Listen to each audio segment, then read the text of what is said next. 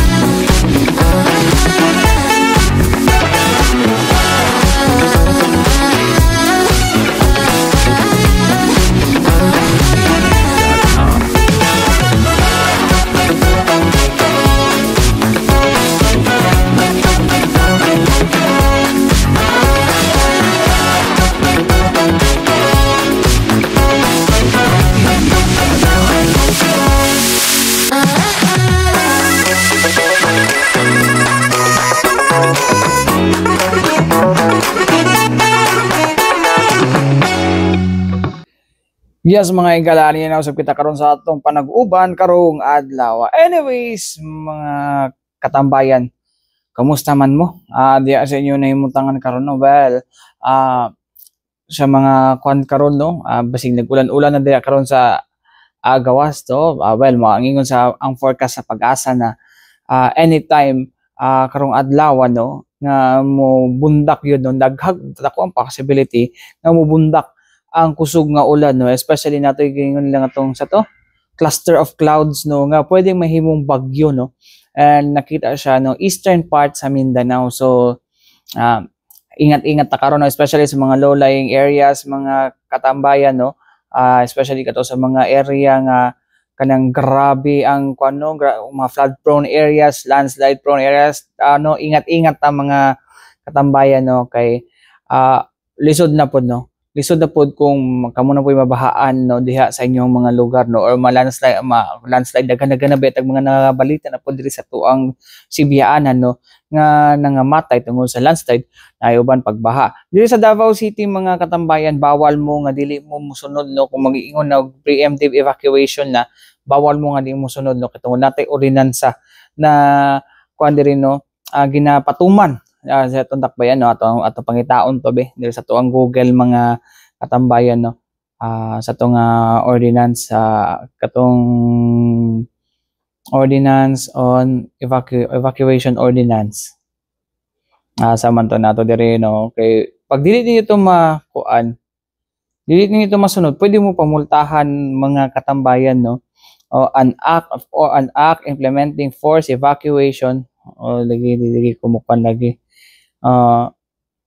sa kuan ni siya mga sa Katarman pag ini no, o daghan na day nagaingon ani day nga ilhanin ko na forced evacuation, daghan na day din Davao City di ay no nato dire forced evacuation, to order forcibly evacuation nato din ni asa man to nabasa nato dire mga katambayan no, resident were advised to asa man to. So, wala man dito ordinansa. Basta na siya ordinance mga katambayan nga pwede mo makakuan no, pwede mo makamulta no kung dili mo mosunod o dili mo mohikling panahon nga pabakwito na mo sa otoridad no. So, ingat-ingat kita dapat mga katambayan no. Anyways, mga katambayan, asa naman to nara enacting an ordinance establishing the integrated preemptive emergency evacuation system o 2023 in case of emergency caused by natural or man-made disasters no. Sa to diri nato din mga katambayan no, to mga penalty any person natural or juridical if found to have not complied the provisions of the ordinance no, pwede mo mamultahan og 1,000. Nabaan lagay mo multahan pa og 1,000. So mo na siya ang kuano, isa sa mga mahimong silot sa inyong buhaton no kung di gyud mo mosunod. Anyways, mga katambayan, din hit sa atong hisgutanan no. Last week mga katambayan no, nakahimamat nato no ang 2015 Miss Universe no nga si Pia Alonzo Wurtzbach may kalakauban no, ang kuan grupo sa Love Yourself no. Actually kini ni alang sa ilahang pag-open sa ilahang clinic diha sa kung ano, may obrero mga katambayan, no, kaning Jeffrey Clinic, no, isa ni siya sa mga kung ano, kung sumala pa ni ni Sir, sabay pangalan ni Sir Rodney, sa Sir Ronnie Vin, pagtakhan, no, siya ang founder aning Love Yourself Incorporated, o founder siya ani og kato sa Jeffrey nga kuan, no, ato mong ani, no, asan siya community center kun asa katong mga tao nga living with HIV or human immunodeficiency virus, no, matagan og second chance pud, no. Well, syempre it's their right also, pero ang kon mo nato diri kay tungod wala ilahan ning gitukod diri nga clinic, it's not because of the increasing number of HIV infected persons, but this is to kuno nga tagaan or to put a stop, no, about the stigma, and matambalan pud ang mga tao pud, no, mo bitaw ng uban nga dili sila magpa check up pud, no, kay tungod hadlok sila nga ma-discriminate, no, nagiuban din hano nga ultimo kuano nga kanang i-cremate lang na issue, it's because kuan sila mga, well, di nato mako mga homosexual sila, no, o ilang ginakuan dira is kanang mga male having MSM, no, having sex with other males, kuno mo na isa sa mga hinungdan nga nung daghan kay discrimination og dili magpa-test, no. Mo na ang karon, no, for this, no, parts advocacy po nila si 2015 Miss Universe P. Alonzo Wurtzbach mga higala, no, and I think napud ata sa Love Yourself si 2018 Miss Universe Catriona Gray, no, nga ilang i-advocate ni siya nung nganong naingon ani nga clinic dinhi sa Davao City, no. So mo lang kita lang giingon lagi nga this is for pagtabang, no, nga malikayan, or di kundi malikayan unsa ba ni ma-educate, and aside from ma-educate matambala ng ilahang ginadala karong nga maong sakit, no. Actually dapat di siya sakit sa mga dapat siya dapat siya more on indiscriminate, no, kay siyempre nagkasakit na gani mo pa discriminate, so doble dagok na yung nadala, no. So morning nga natukon niya. Anyways mga tambayan, alang sa ubang impormasyon nga angay nato masabtan og may bawon atong paminaw, no, ang ambassador sa Love Yourself Incorporated mga katambayan nga si Miss Universe 2015 P. Alonzo Wurtzbach, o si Love Yourself Incorporated Executive Director and Founder nga si Dr. Ronnie Vin Pagtakhan. Tama ba? Pagtakhan. Anyways, minaw na to. And kasi when you are stuck in your own bubble and you are online, you think that you are doing a great job in raising awareness already, that everybody knows what you're trying to share. Even though I've been doing it for almost 10 years already, and then speaking to every people, like real people up close, doon ko nalalaman na kulang pa pala talaga yung mga ginagawa namin. There's still a lot of people who don't know that there is treatment available and that it's for free, and that if you do the treatment the right way and regularly, you can actually reach an undetectable and untransmittable status. I was very surprised to know that a lot of people don't know this. They think that once you get HIV, that's it. So this is it's a good and a bad. Good dahil now we know what to do and what else to amplify, but also, you know, it also tells us that there needs more work. There's more work that needs to be done. While I have the microphone, I do want to talk about the services offered by Jeffrey. Since we're here at ito yung focus natin, I've been told that Jeffrey has actually been open for a few months already, has been fully functioning, but today is the official opening. So the services provided, especially the combination prevention services, you know, Jeffrey is committed to offering comprehensive combination prevention services. That means providing a range of preventative measures, including education, regular testing na free naman, access to necessary medications such as PrEP and PEP. Kasama na din dun yung mga condoms and lubes. And this is part of our strategy to prevent HIV transmission. Additionally, we advocate for treatment as prevention, ensuring those diagnosed with HIV receive the care that they need to stay healthy and prevent transmission. Tulad din nga rin po na nabanggit kanina, we are aiming for a social enterprise here so that Jeffrey can be more sustainable. So to add to the holistic approach, Jeffrey offers aesthetic services such as free RF and laser hair removal. These services are available for our clients as a unique incentive, encouraging them to take full advantage of the preventative health programs. At baka dahil dito, ganahan pa sila talaga na pumunta. At hindi din, mabura din tong parang stigma na every time I have to go to the Love Yourself Jeffrey, ay ibig sabihin may problema. Minsan naman gusto mo lang din magpaganda. Yeah.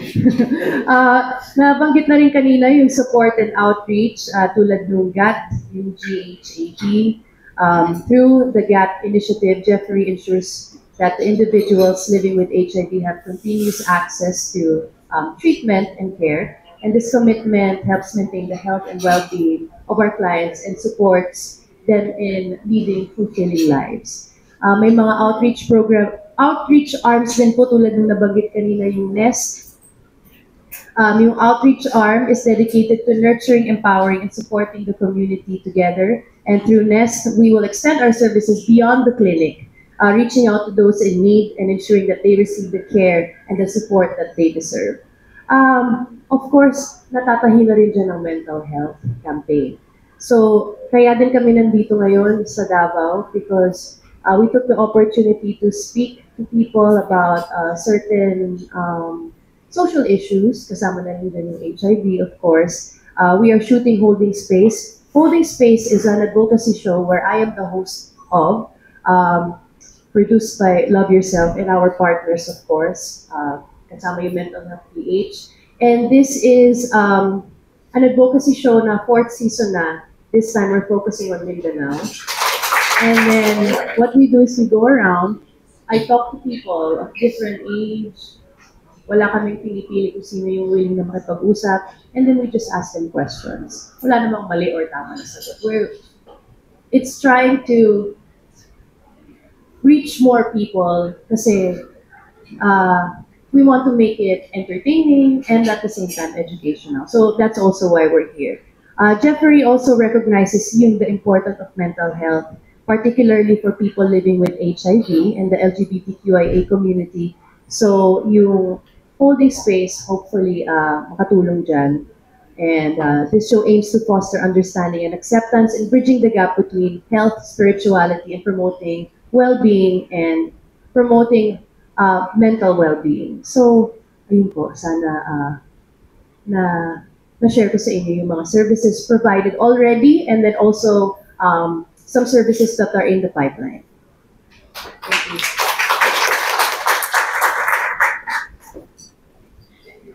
Okay, next question.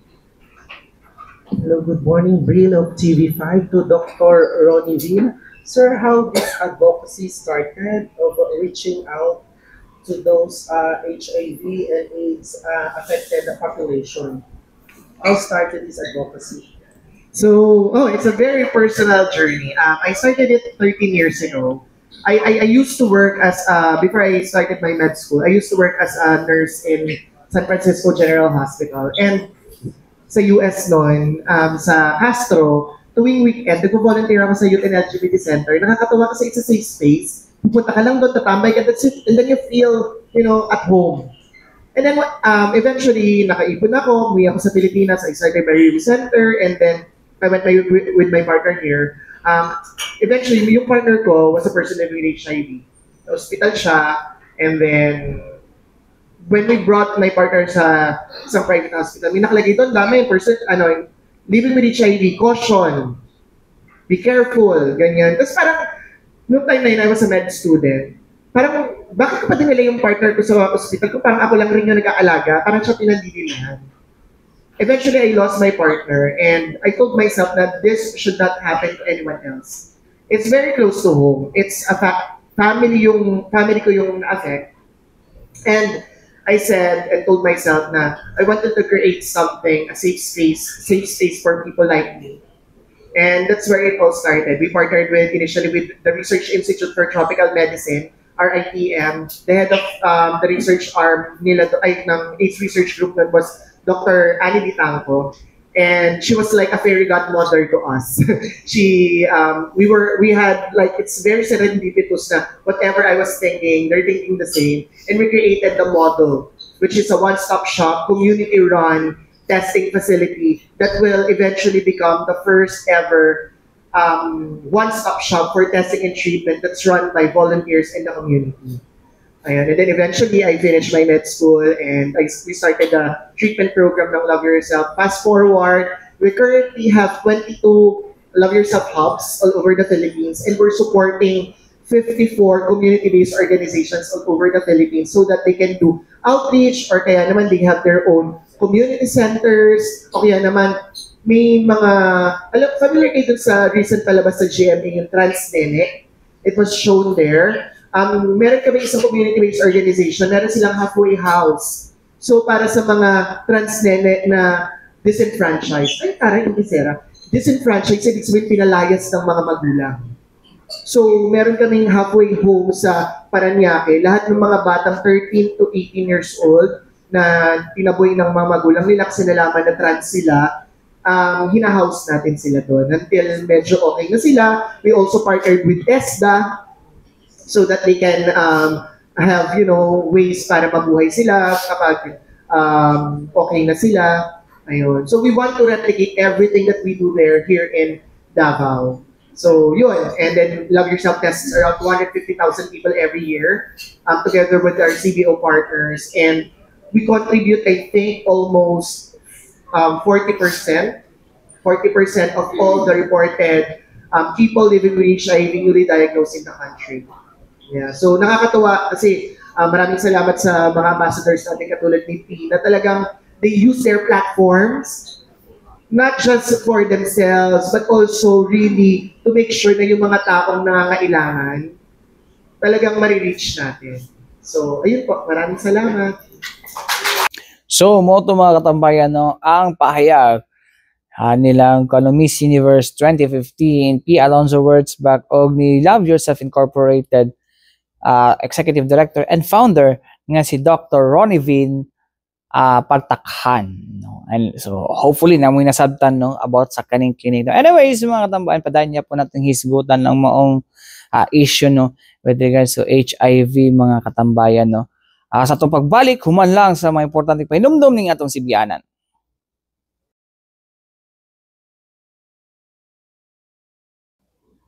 Anyways, mga katambayan, balik kita din sa itong panaguban sa itong tulumanong tambayan sa Radyo Pilipinas.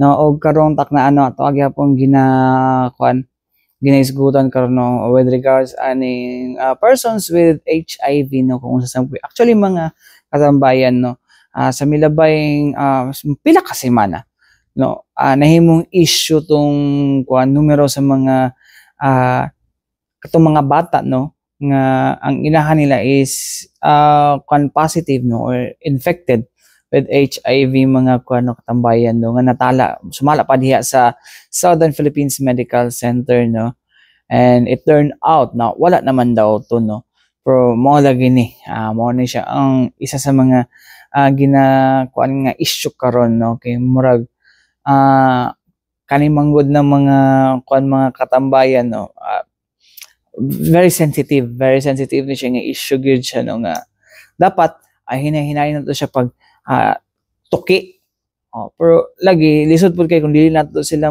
dili pud ni matuki pud kay kasi makalimtan lang pud og mahimong underreported nga issue. So kung mahimo ning underreported nga issue wala mahatag nga mga kaning advice gikan sa to mga eksperto kung saan ni siya paglikay mo na isa sa mga hinungdan nga mamahadlok na lang po magpatambal. But well, sama sa itong gingon kaganiya sa unang hugna sa itong panaguban, kaning lagi ba stigma? Kaning stigma gid siya mga kano nga itatak ka nga mura na kagikundina no nga bisag sa AIDS law gani dapat gani kuan ka ng tawagan ni confidential na nga mga information kung ano mo gawas pero numbers naman pag ipagawas dili man pud identity. So kana siya nga mga katambayan kinahanglan gani siya mahatagan og issue pero paunsa magiday na maiwasan nila daw no. Katong gingon paiwasan nga ma-infect ka with HIV.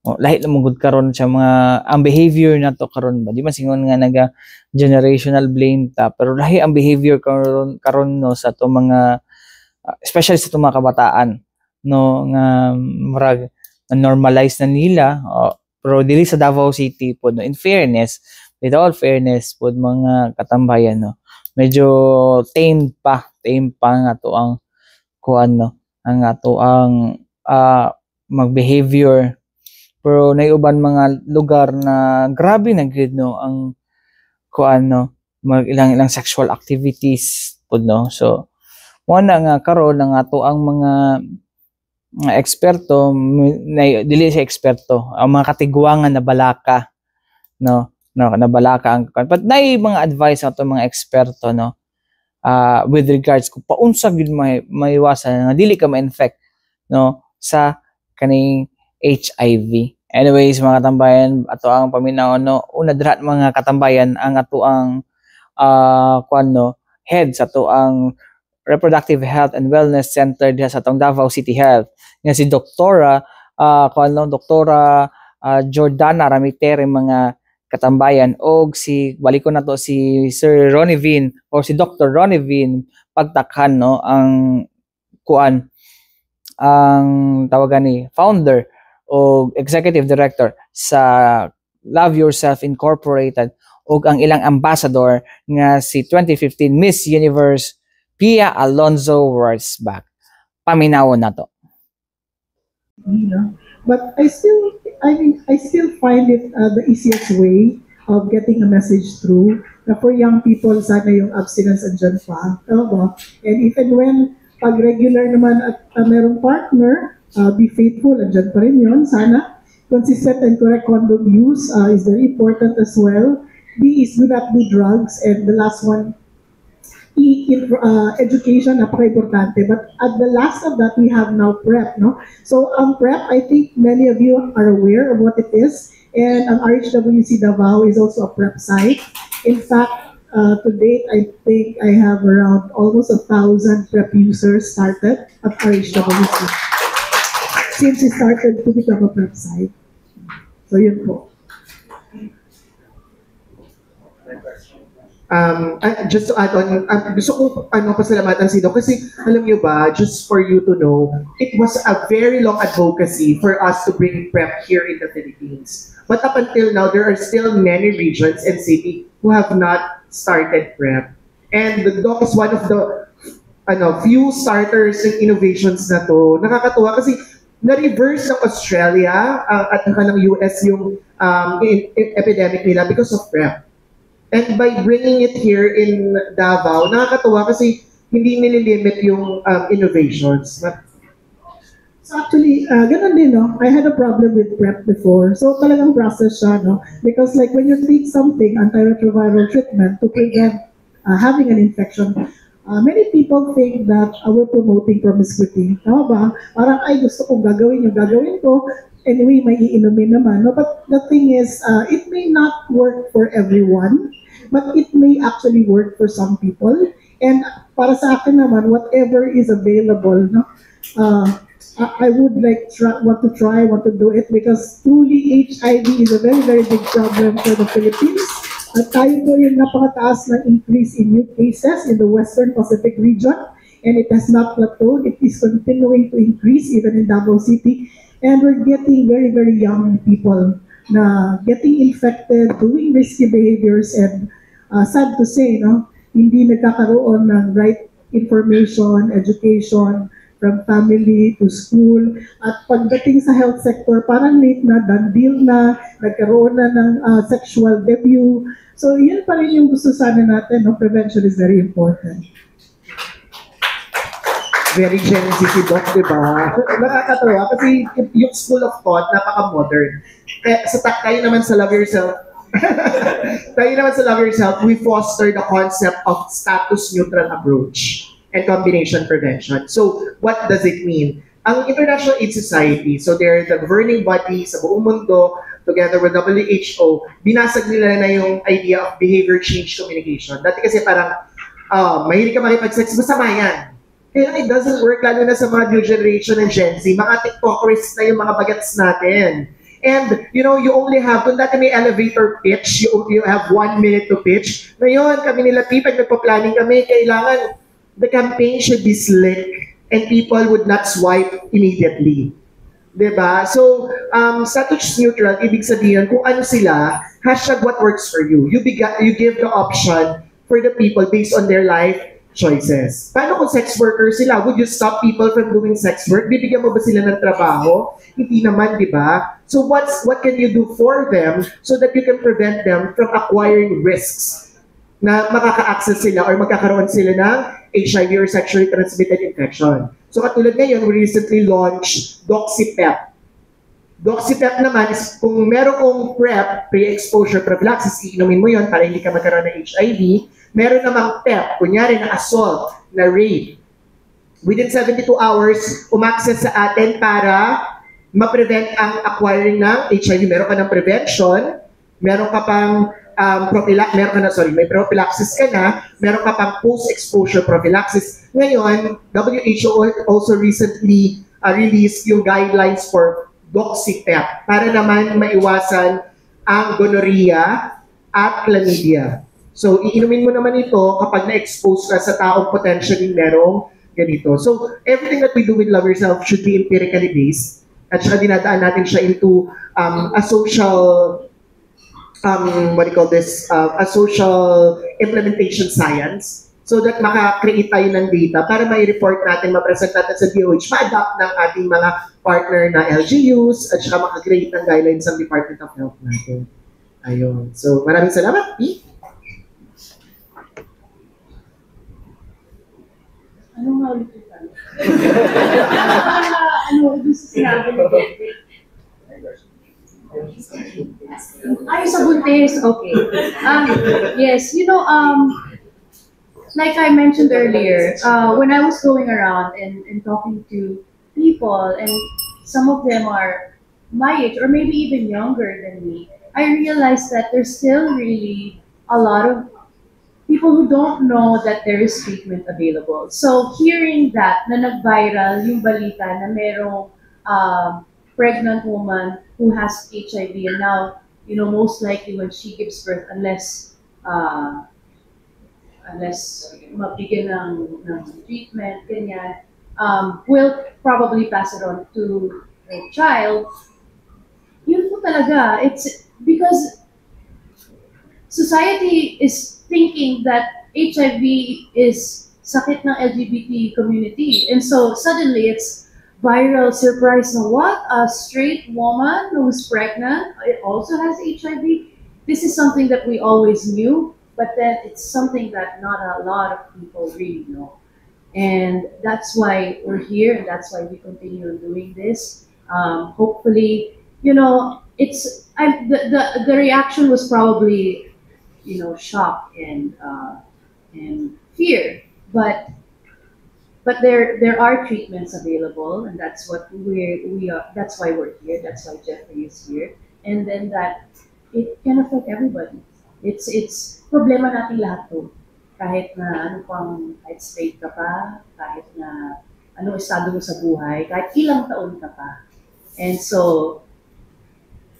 And I think it's really important that all of us take this seriously, because it isn't just us in this room who has to be concerned about this. It is everybody.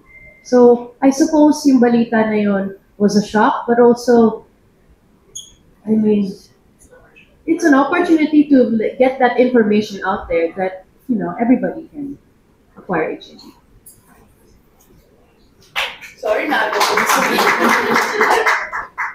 Okay. For pregnant So mo to mga katambayan no, ang panaghisgot karong adlaw, hopefully natay natun-an no, and hopefully dili lang hangtod dinhi ang atong natun-an no. Kay tungod dapat ato anong puy-an no, ato ibutang sa atong hunahuna sa ato ang kasing-kasing no, kung paunsa nato pag alaga ang ato ang panlawas, especially sa ingon ani nga kuan no, ngani nga hisgutanan no, nga grabe ka sensitibo.